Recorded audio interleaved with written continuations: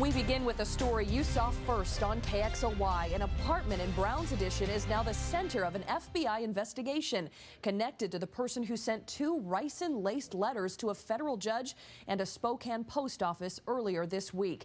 Early this morning, dozens of FBI agents and local law enforcement officers executed a search warrant at the Osman Apartments on First and Oak, less than a mile away from where those letters were discovered at the downtown post office.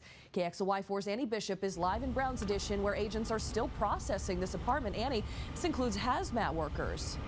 Well, certainly they're taking all precautions because we're talking about ricin here, which is a deadly biological agent. I want to show you what's going on behind me. Agents have been going in and out of this apartment all day long. You can see them there in those white hazmat suits. On the lawn there, you'll see bags of evidence. They've been collecting evidence, bringing it out, dusting it off all day.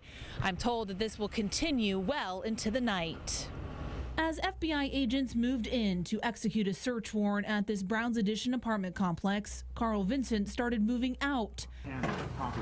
He was up early to start loading up his U-Haul when he noticed another big rig in the neighborhood. Well, I saw a big blue truck and then a Spokane Police officer and a police cruiser, and then shortly thereafter a whole bunch of FBI agents. Within minutes, the block taped off. And Vincent says a man being escorted by FBI agents appeared from the complex. He just seemed resigned. He wasn't handcuffed or anything, and I don't know if he was a suspect or not, but he was the only one wearing Bermuda shorts, and everybody else was dressed. Investigators believe someone living here may be connected to two threatening letters addressed to a federal judge and the U.S. Post Office. The letters, which preliminarily tested positive for ricin, were postmarked Monday the 13th and arrived at the downtown Spokane Post Office the next day. Ricin is highly toxic, with just a pinhead-size amount, enough to kill an adult. And that's why agents took no chances today, dressing head to toe in hazmat gear.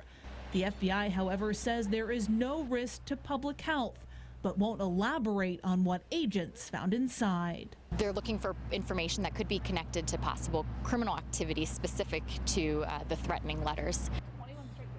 And you can see right now agents looks like they're preparing to go back inside of the apartment. They've put their gas masks on, put their hoods up, and they're now opening up some of those evidence bags.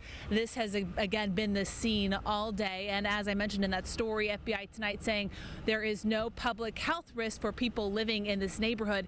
Now, as for that man that neighbors here say they saw escorted out of the apartment by FBI agents, the FBI not commenting on that tonight, saying they have made no arrests. Reporting live, Annie Bishop, KXLY4 HD News.